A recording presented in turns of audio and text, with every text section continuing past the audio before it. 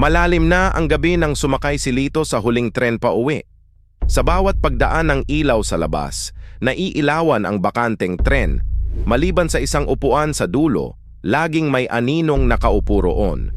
Hindi niya makita ang mukha. Tila usok lang na hugis tao na dahan-dahang kumikilos. Pinilit niyang huwag pansinin, ngunit sa bawat istasyon, mas napapalapit ito sa kanya, kahit walang sumasakay o bumababa. Habang unti-unting nauubos ang mga pasahero, nanatili ang anino palaging nakatitig sa kanya. Nang siya na lang mag-isa, napansin niyang 2 upuan na lang ang pagitan nila. Nanigas si Lito nang biglang bumukas ang pinto at nagdilim ang mga ilaw. Ramdam niya ang malamig na hangin sa batok, hudyat na may lumapit na. Dahan-dahan siyang lumingon. Wala na ang anino sa dulo, ngunit may malamig na palad na bumalot sa kanyang kamay. Sinubukan niyang sumigaw, ngunit wala siyang boses.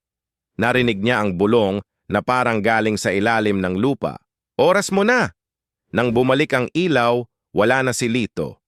Sa susunod na biyahe, may bagong anino na sa dulo ng tren at ito'y nakatingin sa susunod na pasaherong papasok, naghihintay ng susunod na biktima.